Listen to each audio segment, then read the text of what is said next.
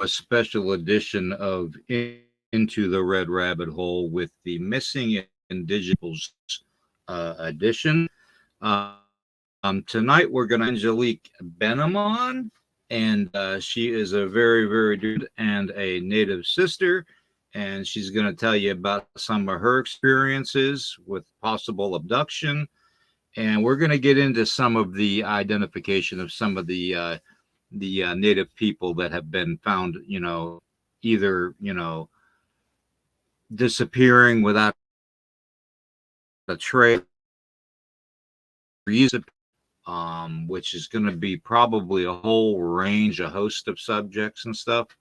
So just hang in there, put your seatbelt on, and for the next 45 minutes to an hour, okay? So that being said, to all my viewers on YouTube, I give a big shout out, Twitch and Twitter. Hello. I hope everybody had a great day today. My viewers on Facebook, unfortunately, StreamYard is not making the connection tonight for some reason. So Facebook is going to be inoperative. But YouTube, Twitch, and Twitter are working. So we'll go with that. Anyway, being said, let me read the warnings here. Federal law distribute and exhibit portions of pictures, videotapes, and video discs on a copyright Fair Use Act, and is purposes of criticism, yeah, news reporting, yes, teaching, yes, and parody. Okay, which print of the copyright under Section 107 of the Fair Use Act. Whew, okay.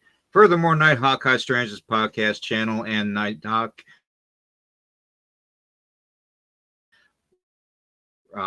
podcasts into the Red Rabbit Hole Weekend Morning Brew does claim fair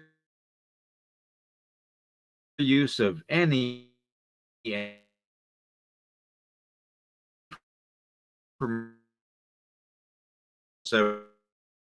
USC subsection. All right, that's out of the way. Now, instead of my random parent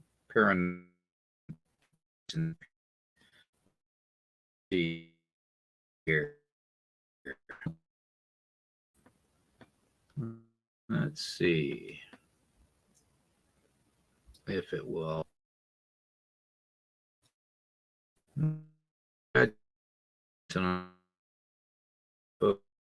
Folks with StreamYard, so I apologize for any. Let's see.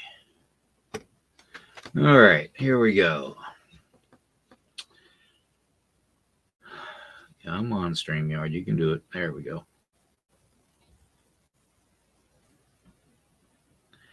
This series presents information based in part on theory and conjecture.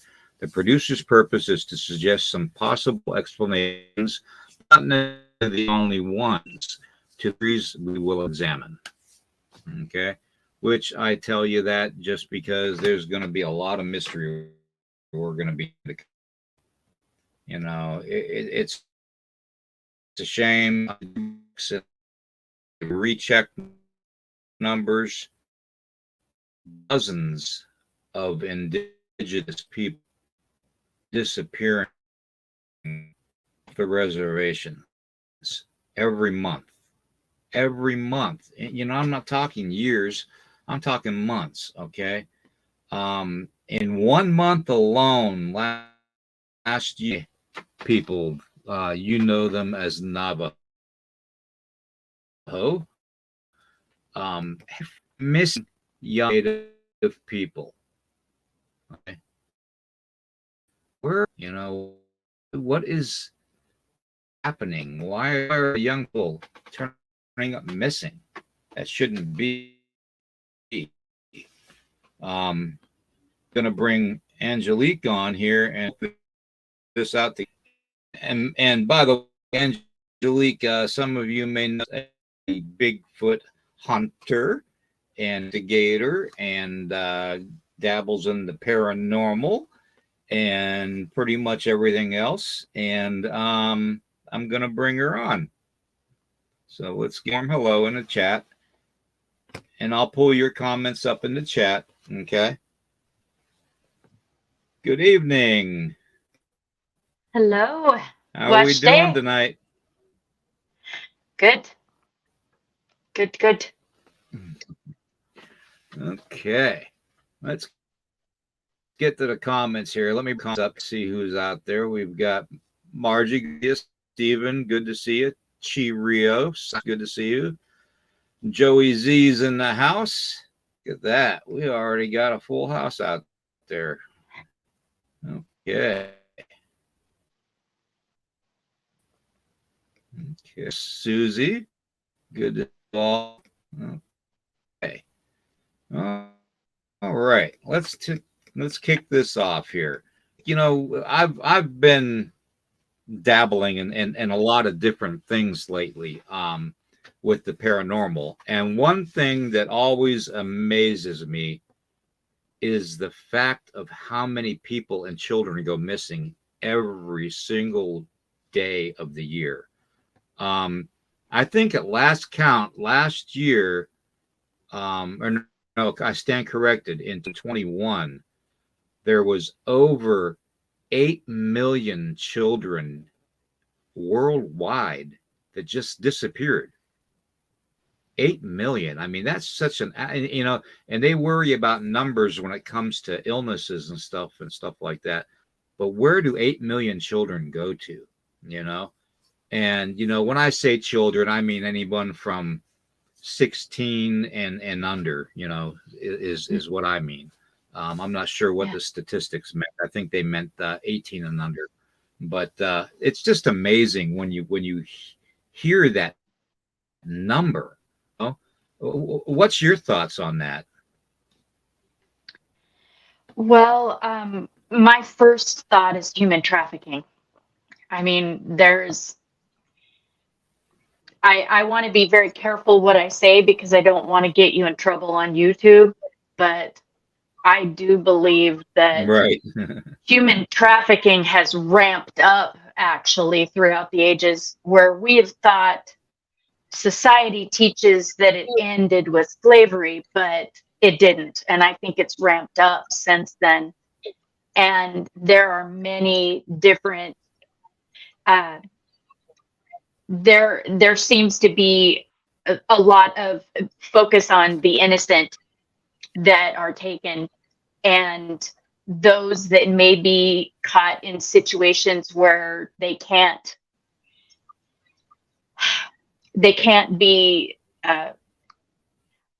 okay, I'm just going to get real here for a second. There's a lot of people that are in situations like on the reservation or something where they're used to not having to worry about a lot of outsiders coming in, and unfortunately they're not prepared in the mindset to realize that there could be somebody that is swooping in and taking people, maybe disguised as a sheep and wolf in sheep's clothing, if you can understand what I'm saying. I want to be careful what I say. Yeah. So yeah. Yeah. And unfortunately, one thing that I've noticed too in my research is a lot of people tend to ignore this. I call it a crisis. I mean, it is literally a crisis of indigenous nations all across, not just here in America. It's America, it's Canada, it's over in I mean all the indigenous people are like, they're just turning up missing, or they're found maybe, and I hate to say this, they're Well, you kind of cut out on me there for a minute, William. I didn't hear what that last sentence that you said. Yeah, the first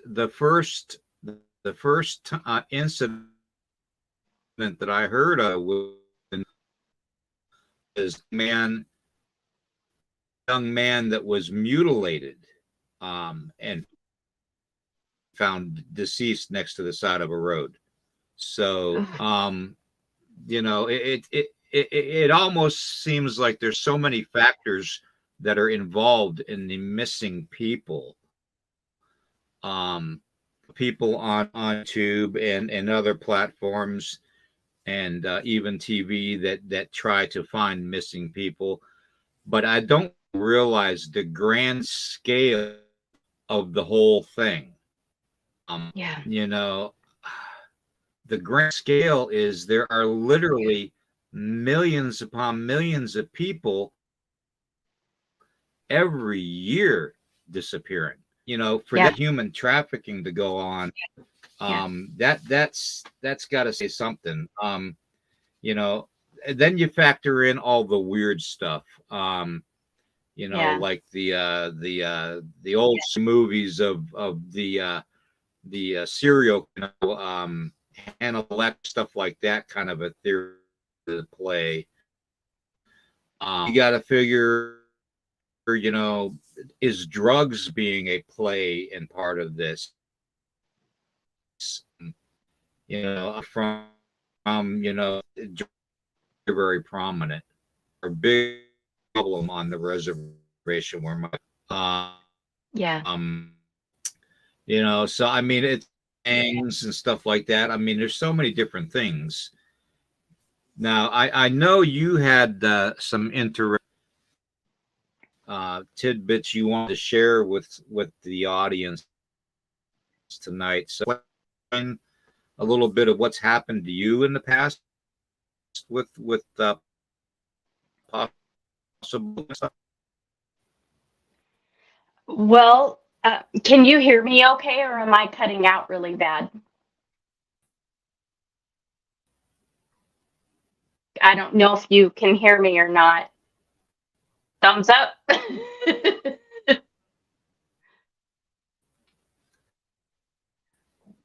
Okay, I don't know. Can you hear me?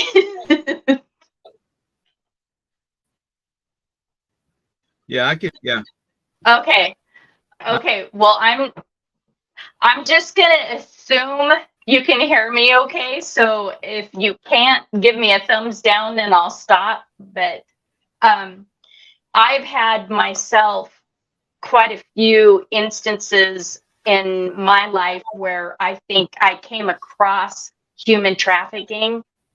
I've had several incidences in my life where I've been followed.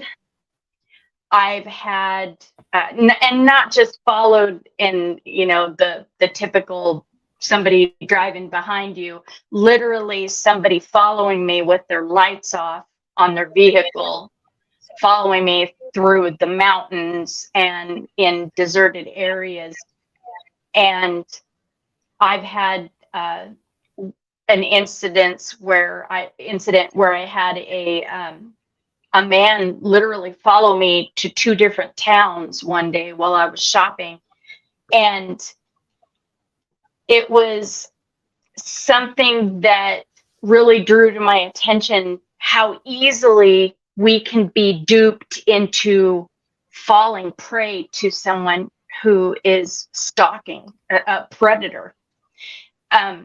The first one that I'm going to talk about is the man that was following me around in a store.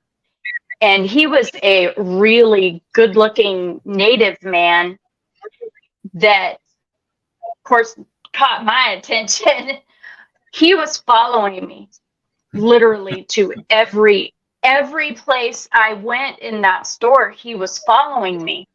But what caught me off guard was there was something about him that didn't sit right with my spirit, I guess you'd say.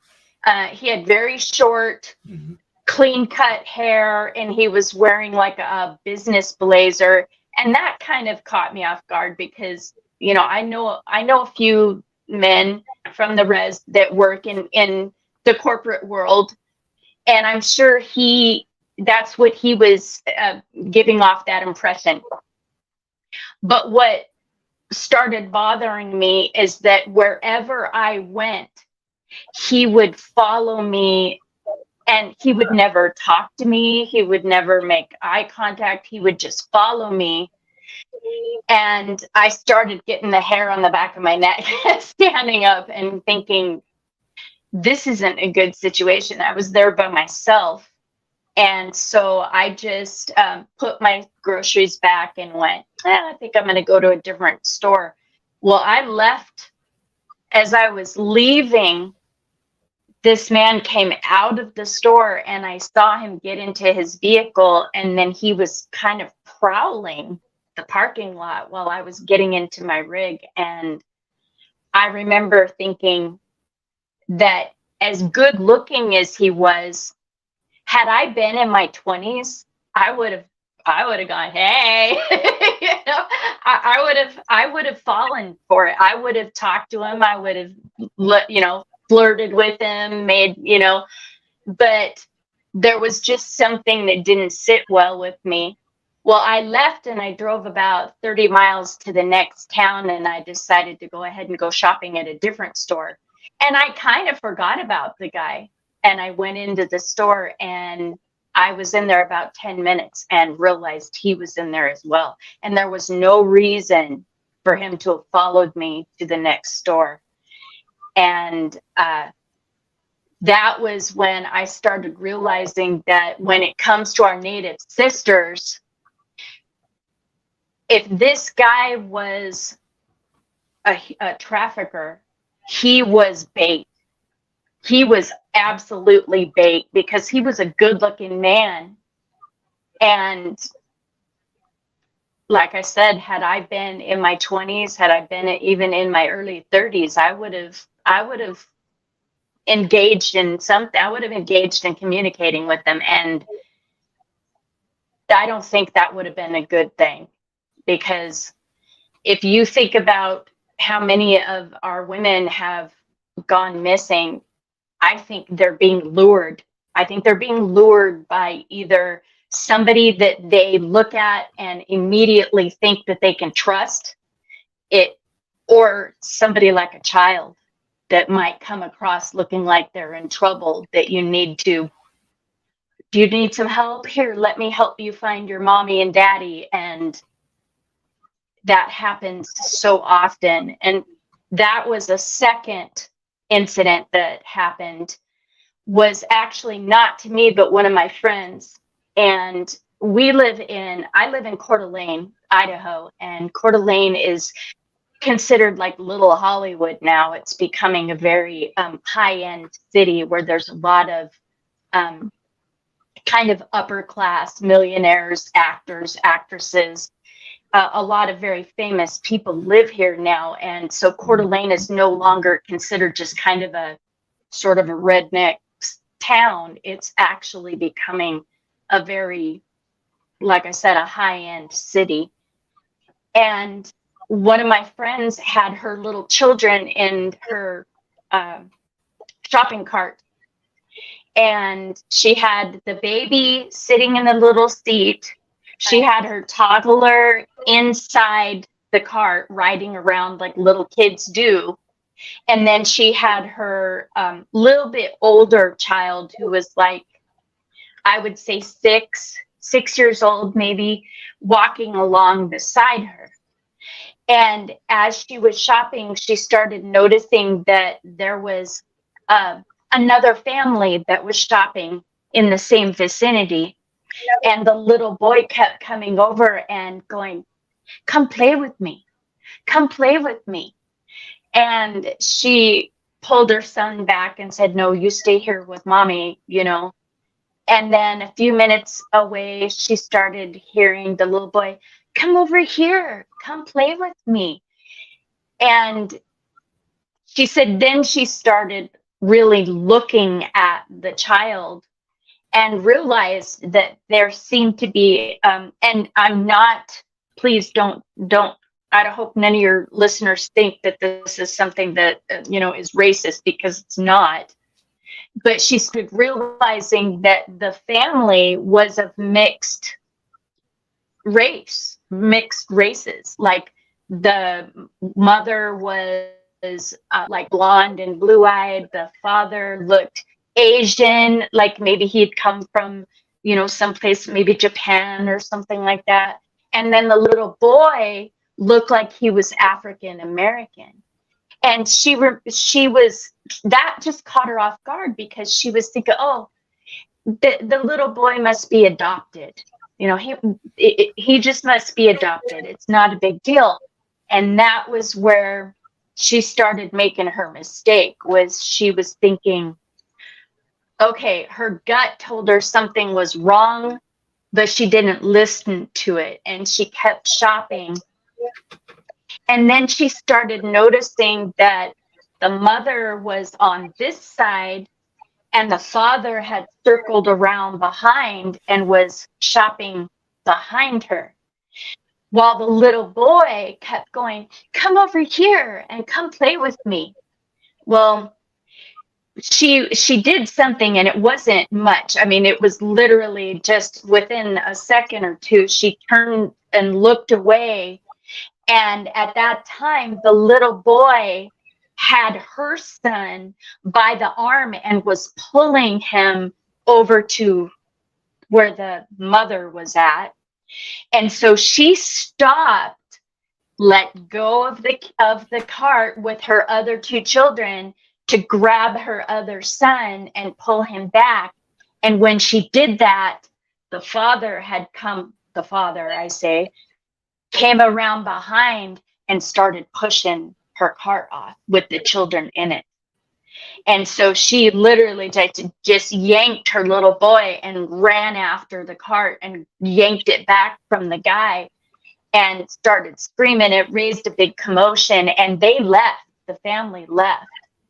But she got a hold of the manager of the store, and she did what she could, to try to let them know what was going on. But they left. And this is literally in a store that is probably 100 yards from the apartment that I live in. So this is something that goes on in even the really good part of town, in the really nice part of town. This is stuff that goes on. And I think back to some of the different people that I've talked to that have gone to other countries. And I knew a guy who was from Germany, and he told me that Native women are very sought after where he was from. They were something that it was almost like they had an infatuation with our women. And he was an older man at the time that he told me this. He was probably, I would say, pushing 80 years old. He was old enough to be a grandfather, but he was still going over. He would go to Germany, and he openly admitted that he would go to Germany because there would be Native women over there that he could purchase. So this is something that, that guy, he got ran out of town, basically. Nobody liked him, but he probably went back to Germany. Yeah. But he was open about it. He was honest in saying, yeah, I go to Germany because that's where I can get Native American women. So it's kind of creepy. My last thing that happened to me was, I think, something that was aimed at me, and I barely got away. I was hiking up on a hiking trail about this time of the year, maybe a little bit more towards January, but I went snowshoeing by myself because I'm single, so I do a lot of stuff by myself. But I always take a weapon with me. I take a weapon, and I take bear spray with me at all times. And I went up on this trail, and I was only on this trail for maybe a mile up and realized that I didn't need my snowshoes. The snow was melting, and the snowshoes were just a pain. I didn't need them.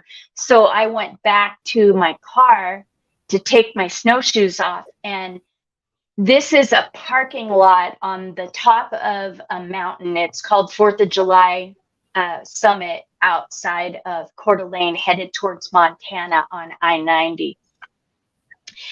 And I don't even mind saying this because I don't want anybody else having this happen to them. But when I got into that parking lot, I was the only person there. There were no other vehicles. There was nobody hiking the trail. I was the only person there.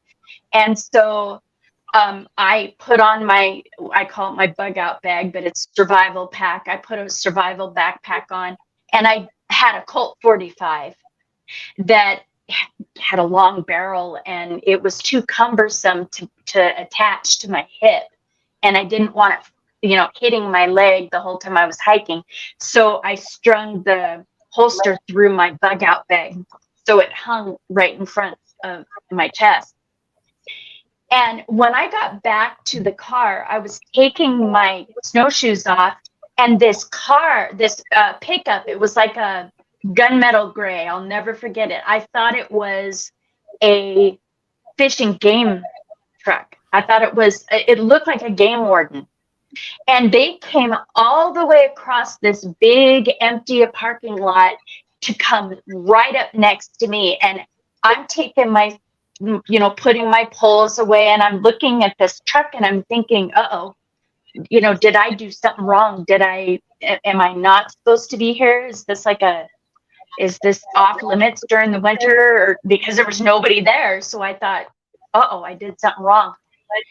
And I saw these two guys get out, and I expected them to be wearing fish and game uniforms with the coats with the emblems on the sleeve and stuff. And they weren't. They were dressed like they had just come out from behind a desk. One guy had a white polo shirt on, no coat. He had slacks on and a pair of I would say loafers. The other guy had he had a long sleeve shirt, but he had no coat on and just slacks. And that caught me off guard because it was January. Everybody wears coats. These guys got out of the vehicle without their coats on. And I turned and I looked at them, and I was always taught, make eye contact. You always make eye contact with them. That way, using your peripheral vision is okay at times, but you want them to know that you saw them. And so I looked directly at them, and they came around behind, and I kept watching them. And then they walked to the edge of the trailhead, which was literally maybe at the best, maybe 25, 30 feet from where I was at. It was real close to where the trailhead was. And they stopped, and they started acting real suspicious, like they were rubbing their necks and whispering to each other. And I'm still taking, some of my stuff off. And my first thought was, something's about ready to go down. Something's going down. I don't know what, but something's going down. And I turned to shove something out of the back. I don't remember what it was, but I took my eyes off of them just for a second. And when I did, I saw movement, and I turned and I looked at them, and both of them were running directly at me. And I instantly just turned, and all I did was I put my hand on the hog leg. And all I did was I turned and I looked at him and said, "Do we have a problem?" And they stopped, and they went, nope, we don't have a problem. And then they gave me a wide berth, and then they got in their truck and took off and squealed tires getting out of there, but they took off. And I could not see their license plate to be able to get their license plate down. And you know, to this day, I think that had I not had that weapon within view, I think I would have been a statistic. I don't know what they were going to do. I can only guess, but they were aiming right towards me. And I think there's a trail cam up there on that trail. I think that somebody is watching it, and I think that they're monitoring when they see somebody that goes in that is maybe by themselves or vulnerable or whatever, because there was no reason why those guys knew that I was there. There was no reason. And they came barreling straight for me from out of the blue. And so I think up on that trail, there's a trail cam that somebody's probably got hooked to their cell phone. So you're not safe in the woods. You're not safe even when when you're by yourself. You always make sure that you are protected in some way. And please, if you're a single woman, even if you're a single man, but if you're a single woman, please take self-defense. Please, please. Yeah, I agree. I'm glad you are safe, to tell you the truth. That is just horrific to even think that that could even have happened. I guess I've been lucky over the years. Even as a child growing up, I kind of grew up where I was, kind of shunned anyways from society as a whole, because of, my family upbringing and stuff. And the fact that I was shy when I was a child, so I wasn't really outgoing, to even engage another child, more or less an adult. But there are so many horror stories out there of people being abducted. But my main concern right now is, there's so many things that could be going on with all the missing indigenous people, from, and I hate to say this, we all think paranormal right away, because we're all in the field of paranormal research. We all think of wild animal attacks or alien abduction, or but I had a theory that I've been working on, and I've actually had a lot of progress trying to bring it to light, with the satanic cults that are in the areas. Yes. There are so many satanic cults around the globe, for that matter. But in the U.S. alone, they've probably done ceremony on every inch of land in North America. And I believe that all that darkness and evil is just laying here. And I think that our young people are being attracted to it, or enticed in some way to maybe join up with these groups, or be victims to these groups. They could very easily be a victim too. So, what's your thought on that? Well, there again, I don't want to get you in trouble, but I know that in the area where I'm at,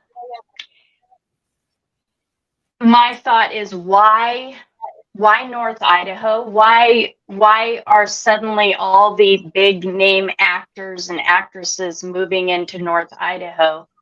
And granted, it's a beautiful place. Don't get me wrong. When I moved here 10 years ago, it was wilderness within, a half a mile of the town. But I know, and this has always been my opinion of these people, who you look at some of these people, these actors and actresses who seem to be looking like they're 20 years old when they're really, pushing 60. But yet when you look at, okay, they've had surgery, Botox, all that other stuff, a really good doctor, but it makes you wonder if they haven't sold their soul, and I guess that was always my opinion, is it's almost like if you're willing to sell your soul to remain young, youthful, beautiful, popular, rich, wealthy, and have power, who are you willing to hurt to get that way? And, Right. you know, Yeah. especially when I know that the whole, I don't even know if I can say it, and I hope I don't get in trouble, but I know that the whole adrenochrome thing is real. It is absolutely real, and it's legitimate. And Oh yeah. Yeah. you know, it's Yep. I do Yeah. know that blood has a lot to do with it, and I know that blood types have a lot to do with some of these missing people. And now I don't know about you, William, but I know that in my family, when one of the things that I learned in biology when I went to college was that uh, some of the indicators of being Native American are your blood type. And Right. a lot of us have type O, whether it be type O negative or type O positive. A lot of us are type O, and I know type O blood is, from what I understand, it can be used in place of other bloods that maybe might not be available as much. Because I know during 911, I actually got a letter asking me to come in and give blood because I'm a type O negative. And so during the 9/11, they were looking for type O negatives to be able to help with the shortage of blood that they had for the victims. Whether or not that's something that could be a part of it or not, but boy, I'll tell you, rabbit holes are very easy to go down, and boy, it's you start noticing things, you start looking at things, and I don't want to say you let your imagination get the best of you, because I don't think that's what it is. I think your senses become alert and you start realizing that there's a whole lot more on this planet that we aren't aware of and we are not being told. So thanks to people like you, you know, a lot of this is coming out in the open, but yeah, it's a scary thing. Well, you know, it's a shame when I've got to post. It's a real shame, and it upsets me when I've got to post on my podcast channel and on my pages and stuff, missing young people, and children. I mean, tonight we have a 4-year-old. Let me pop there. Robert is a girl. Her information up here. Okay, missing persons database. She is a 4-year-old missing girl. Okay, Native American, female, brown eyes, brown hair, basically like 3 foot tall. She was missing on, it looks like, God, it's so small I can't read it, but she's missing from the Flathead tribal area, the Flathead area. That is, yeah, that's a tribal police number on there, 2 tribal police. But you know, it's a shame that I've got to post things like this. People are asking her name. They think it's Karen. It's not Karen. Oh, what happened? I think it's Karen Peterson. Oh, okay. Okay. Maybe you can introduce her. All right. Everybody. Apparently, I've got my executive producer, my wife Tracy, came in and said people are confusing you with Karen Peterson. Everybody, this is Angelique Benham. Okay, Angelique Benham is basically a paranormal investigator and a Bigfoot researcher and investigator, and a Native American sister of mine that you know I have the utmost respect for. She has been through almost abducted herself a couple times. And Yeah. she's gone through already, but this is Angelique. Just so everybody knows. Getting back to the 4-year-old, I mean, it's terrible to think that we got a missing child. You know, no matter who they are, see a child missing, it tears me up. There's no reason for it. You know, I think, oh well, maybe a disgruntled parent figure took the child or something, or maybe the child abducted by passerby or picked up by a passerby, and they're going to bring her back. It never happens that way. Okay, and there are horror stories out there. Just in the past, I believe it was in Kansas, in the 1930s or 40s, there was a guy living on a farm, and he had children from multiple states and brought them to his farm in Kansas and had them working on the farm as slave labor. He literally, the only reason we found out about him was because one of the children escaped and away. Apparently this guy actually killed some of the children too when they refused to work for him. Called him the Axe Man. These kids were living in swaller. They were living in like hog cages. Half a dozen kids at a time working on this farm. And we're talking kids that are no more than 10, like they were able to defend themselves, at that age. But, about that all the time. Just a couple, they it was handcuffed and chained inside a container, one of them big metal containers on a property here on the East Coast. I think it was in either Kentucky, Virginia, around that area. And she somehow she miraculously got found out. So, but when law enforcement showed up, they found her handcuffed and chained like a dog in a container. And apparently it did that with several women, young women, which apparently he had his way with. So, to see this kind of going on just tells me that something has opened up Pandora's box. Something evil has just encompassed this whole globe, this whole world that we're on. And and it's getting darker and darker. And if you notice a lot, you can correlate it too with a lot of the paranormal activity up too. Which makes you think, that there's got to be some type of supernatural connection, whether it's demons that are doing this and forcing people to do this, and really, there could be so many different things, but it's definitely something attached to the supernatural, I believe, that is at least responsible for 50% of the people that are missing.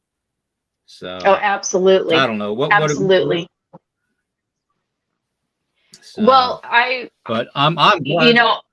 I'm glad you're safe. So, yeah. Well, thank you. Yeah, so am I.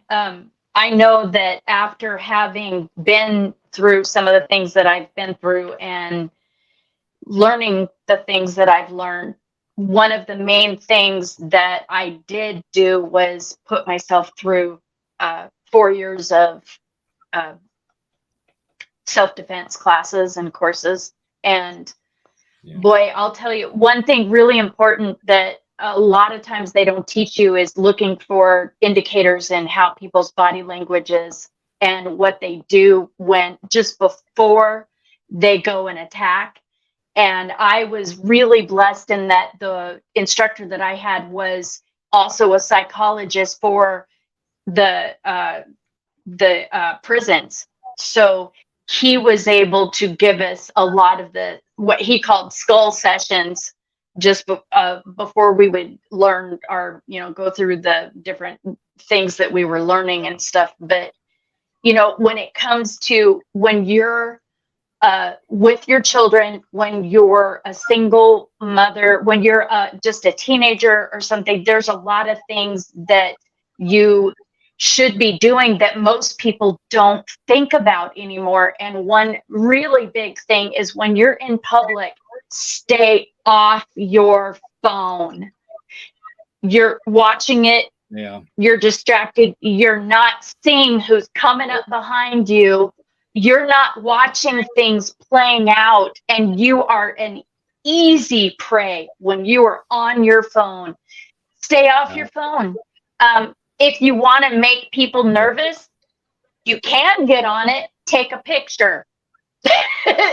Take a couple pictures. They don't want to be seen in a picture.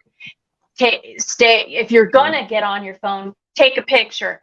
Another thing that I like to do. Pretend. Pardon me? Even pretend to take a picture. Exactly. And I hope you don't mind me. Is it okay, William, if I share some of these things that I did learn through my experience? Okay. Another thing I said earlier is to be extremely bold. Never allow yourself to be the shy one. Do not be shy. If somebody is approaching you and saying, hey, can I just bum a smoke or something? No, look them right directly in the eye. And if you have to come across sounding like you're just not a very nice person, it's okay. In those situations, it's okay. Look them directly in the eye and be stronger than they are spiritually. Be the stronger spirit, because that might save your life.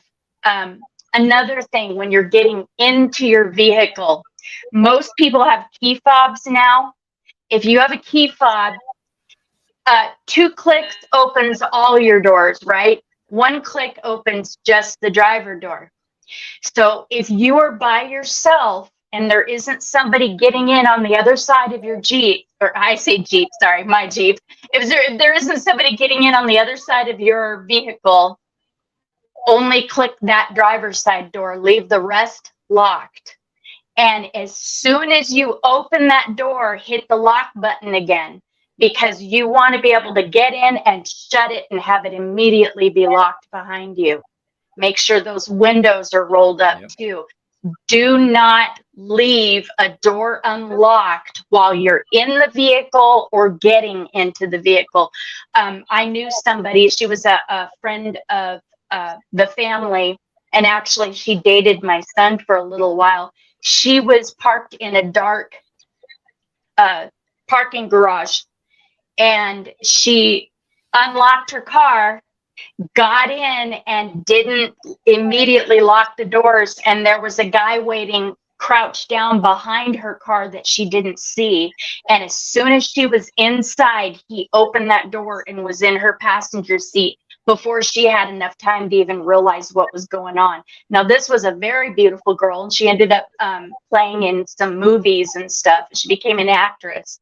I'm not going to say what her name is for privacy's sake, but she got the daylights beat out of her by this guy. He dragged her out of the car and beat the tar out of her. And so that was one of the things. And she too said, if you go to unlock your door, you lock it immediately. Do not sit in your vehicle with the doors unlocked. Also, if you can't and don't want to carry a weapon with you, my biggest suggestion is bear spray. You can get it at any hardware store. If you don't want to use, because I know that some people don't even want bear spray on, keep a can of really good hairspray or something that you can spray and aim for the eyes, because, yep, absolutely. And also, when it comes to keeping keys, you want to also make sure that whatever you have can't be used against you. And just like what he did, it doesn't take much. All it takes is one rake across the eyes. You've got a scratch that you can identify in a police lineup, and you've got DNA, already a DNA sample. And if you are able to get across their eyes, they're blinded for a second, you have time to get away. Another thing, please, when you're being followed by somebody, it's not acceptable anymore. Even if the person's attractive, it's not acceptable anymore. If somebody's following you, take a moment to look at what they're wearing, look them directly in the eyes, try to make note of everything about them that you can basically tell somebody if something happens, what their hair looked like, their beard looked like, their nose looked like, how tall they were, how old they looked. These are all really important things that if something happens, you may be the only one that can give that witness. You may be the only person that can do it. So make sure you keep a mental note of everything. And, if you're out in the woods and by yourself, of course, I hope you would carry bear spray and a weapon with you, because there's a lot of things out there that, probably would like to eat you. But make sure that you're aware of trail cams too. And just because you're out there, out in the wilderness, does not mean you're not being watched. So I don't know where William left. I hope he's still with us. He kind of vanished. So I don't know. Can you guys still hear me, or did everything shut down? If you can hear me, please let me know. I can't see the chat. Let me see. Okay, well, I'm just going to keep talking because I don't know if you guys can hear me or not. Can you guys hear me? Are you back with this, William? Yeah, I'm back. Okay. I'm back. The powers that be don't like us talking about this stuff. So, no, they don't. Yeah, they don't like us talking stuff. And it's a damn shame too. But yeah, I'm probably gonna have to cut this a little short. But we're gonna have part 2 of this again. We're gonna have part 2 where we're gonna have you and Karen on. Oh, good. And talk a little bit more about this. I just, some of the main things I want to make sure everybody knows is if you're by yourself, make it look like you're positive, like you have confidence in being alone. Yes. Yes. Yes. The way you carry yourself physically is going to either attract or deter somebody from coming at you. It's just like a predator animal out in the wild. Okay. Yes. Same theory. Okay. Also, when you park and you're by yourself, park by light. Park by someplace that's lit up. Yes. Make sure if you're going from the car to your house or a car to a motel room, that you have your key ready in your hand before you even get out of the car. Get out of the car. And the same thing when going to your car, going from the house to the car. Make sure you have that key ready, okay, that you can get in right away. You hear so many horror stories of people being mugged when they're reaching for their keys, and you don't want that to happen. Okay. Absolutely. Another thing too, I noticed somebody in the chat when Melissa said something about pepper spray. I have had so many people tell me that when people use pepper spray, they don't think of the wind, okay, It comes or back the at air you. circulation. Yeah. Right, Yeah. exactly. Yeah. And that's the dangerous thing about pepper spray. Now I know Melissa is ex-military, so you know she'll be okay with the pepper spray. But for those of you that are out there, I suggest you go to some professional and have them train you on how to do pepper spray. Okay, if you Yes. don't know how Yes. to do it, you know, that'd be my suggestion. Yes. Secondly, don't leave your kids unattended. Ever. No. Ever. No. Not even for a second. Not even if Nope. you're running into the store to buy a pack of cigarettes. Nope. Never Nope. leave your children unattended. Okay? Nope. Please. If you hear Nope. me, hear that. Okay? Because the child's life you may save may be your own child. Okay? So that being said, you know, it's been a great show tonight. I'm going to put these other pictures back up here for everybody to see. I'm going to give everybody time to actually read the postings and stuff that I put up for these indigenous young people that are missing, and hopefully we can help solve some of the mystery. Angelique, it's been great having you. You can hang on if you want, and if you want to hang out and look at some of these pictures again too, that'd be fun. Yeah, I'll hang out.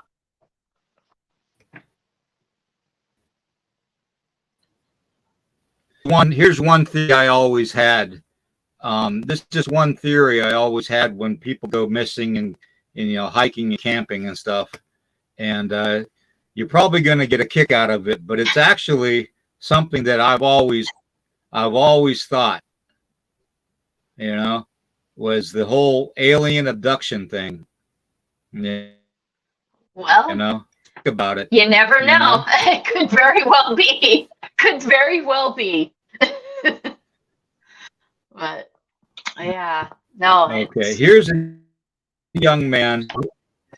Here's a young man that's missing. It's been a red alert put out. Yearby. Okay. He is 5'8", 160 pounds. He was missing from the the Muskogee Creek, Choctaw Nation, Seminole Nation area. You know, no reason for it. Here's a bright young man. You know, again, it tears me up to think that it could be my grandson. You know, for that matter. Yeah. You know, I mean, it really does tear me up. You know, but I'm going to give you all a chance to read that. I'm going to get the comments off the bottom so we can read the whole thing.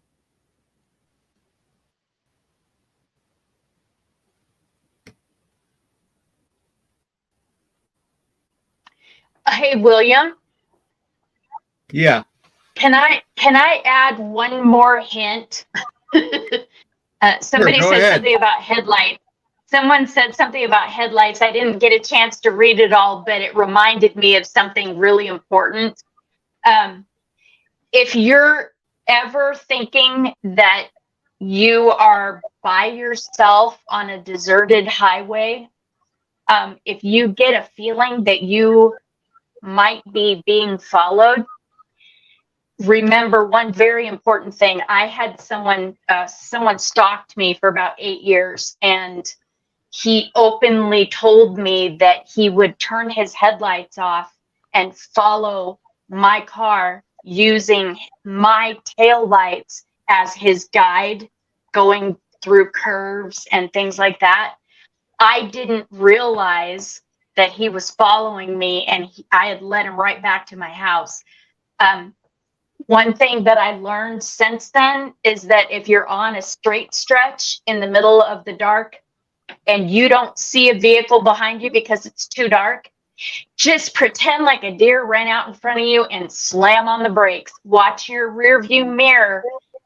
Whoever it is has to slam on their brakes or they're going to hit you. You're going to see those brake lights come on and you're going to know that you're being followed.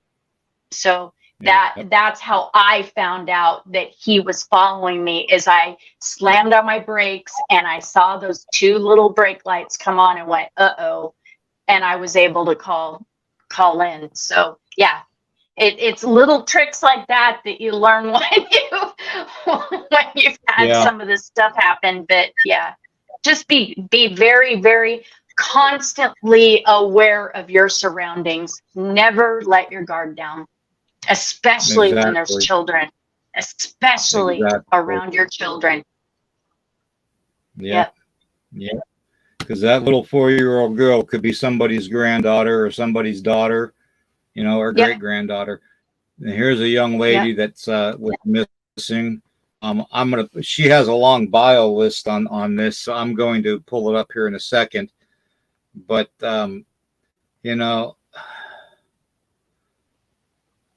Morning Dawn is her name, and here again, probably maybe 13, 14 years old, guessing. That's just a guess right now until I bring up her bio. But it's terrible. They shouldn't be missing. North Battleford, Saskatchewan. She is a 15-year-old from British Columbia, Saskatchewan. Okay. She was missing Battleford Comprehensive High School on March 17th, 2023 at approximately 2 p.m. Any tips or anything, you can call the Saskatchewan Crime Stoppers at 1-800-222-TIPS. That's 1-800-222-TIPS or 8477. 1-800-222-8477. Again, a beautiful, beautiful young lady, that, needs to be found. All of these young people need to be found. And until we do, being a military vet, I take it a personal pride in trying to help out the younger generation. And if I can do it by posting this and talking about it periodically, then I'm going to do it with every breath that I've got in my body. As long as I'm able to take a breath, I will fight for my indigenous brothers and sisters. That's just the way I am. That's the way I was raised. So, that being said, let's just remember that, indigenous culture is literally starting to become a dying culture.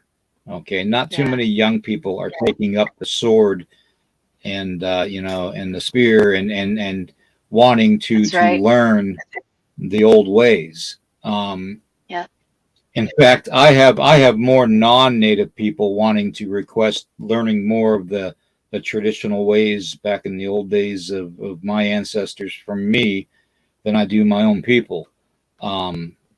It's sad, but it doesn't take away from the fact that they are indigenous people. And as such, we need to cherish that part of our culture here in America.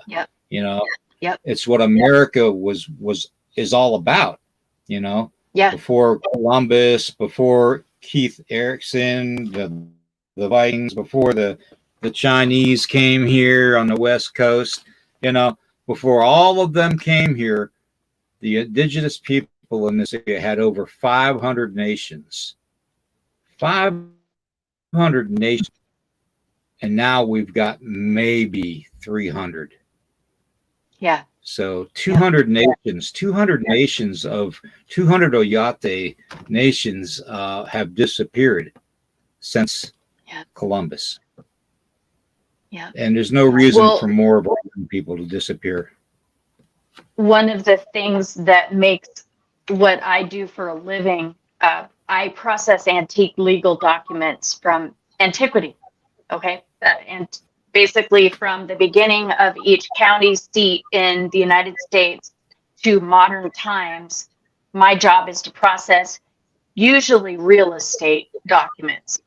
Right. Right. Most of them are from the reservations. So I can tell you some horrific legal documents that I've read that I've literally sat at my desk and cried over some of these people and these families. A lot of them, one of them that I've worked with lately was out of the Choctaw Chickasaw nations, and working with what they call the 5 civilized tribes of the Choctaw Chickasaw, and what they went through after the Trail of Tears, and the whole boarding school experience, and the whole with their allotments that they had to do some horrible things to try to keep their own lands, and would lose it. It was all set up. There was no way. The treaties were meant to be broken. And I could sit for hours and tell you some of the things that I've read in documents, from murders and everything else that have happened to our people. And it makes it really difficult when you have to just leave it behind at the end of the day. I do a lot of smudging. Yeah. Spend a lot of time in the woods trying to balance myself. But yeah, it's tough. But I do also want to thank you too for your service. Oh, thank you very much. I appreciate that. And I want to thank you, Angelique, for coming on here and being brave enough to talk about your encounters, and brave enough to endure, what you go through every day. Helping out, and even the paranormal investigations and stuff. I look forward to hearing from you and your future endeavors. So, well, thank you. I really appreciate you coming on. I appreciate everybody in the chat. It's been an awesome podcast, except for the technical glitches that keep on happening whenever we talk about sensitive subjects. It just seems like they like to hit this channel a lot and just turn off that switch. So, but any truth. Yeah, exactly. Any light against the darkness is what the problem is. If they see anybody doing anything good and for the light to fight the darkness, they will stop it. They will shut it down. Yep. Yep. And it's just a thing I've learned to deal with. So, and I just keep on coming back at them. So I'm like that old grizzly bear that can only half see and is always hungry. You broke it with a stick, think it can't see you, and it can see you out of the one good eye, and then it tears you up. Yeah. Yeah. So, all right. Well, thank you again, Angelique. It's been great talking to you, and it's been great having you on. And we'll have you on again on the second half of this podcast, okay? All right. I look forward to it. Thank you, William. And I appreciate what you're doing, not just for your listeners and your viewers, but also for our people. Yeah. Thank you. Yeah. Me takuya. Oyasin. Yeah. Me takuya oyasin. Yeah. All my relations. Yeah. Oh. All right, sister. You take care. Bye-bye. Good night.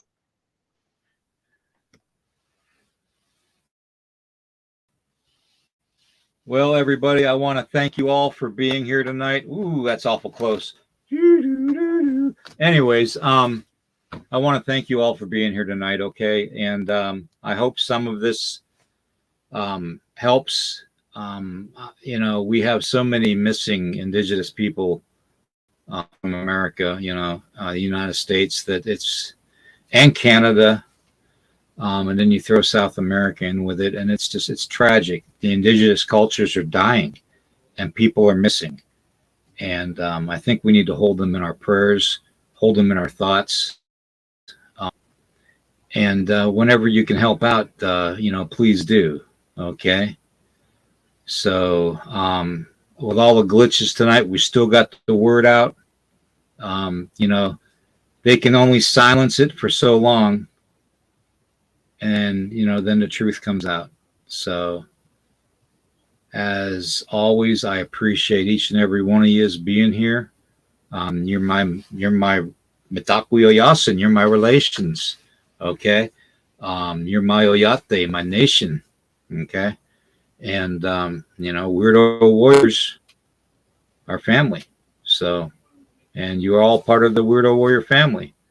So if you can, like, heart, and share this out. I'm going to replay it on Facebook because unfortunately Facebook wouldn't let us put it up tonight for some reason. So I'm going to replay it tonight on Facebook. If anybody missed any part of it, they can watch it back. But I want to thank everybody for tuning in and for being here. It's been great. Hopefully we can get to the bottom of this. I mean, there's so many variables that this could be with missing indigenous people and missing people in general. I mean, look at Dave Pilates. He's been dealing with this for a good number of years, with national parks involved in it and state parks involved in it, and other government facilities involved in it. Makes you wonder. It makes you wonder why people are missing. And it's not just the occasional, couple people here and there. We're talking millions of people every year. Millions. So with that being said, we're going to be trying to broadcast the second part of this, hopefully within the next 2 weeks. Okay. I will let everybody know. Until then, I'll see you all Friday night. Okay. Where we're going to go deep into the rabbit hole. I'll see you all then. Bye-bye. And I need a cup of coffee because that was stressful. Good night.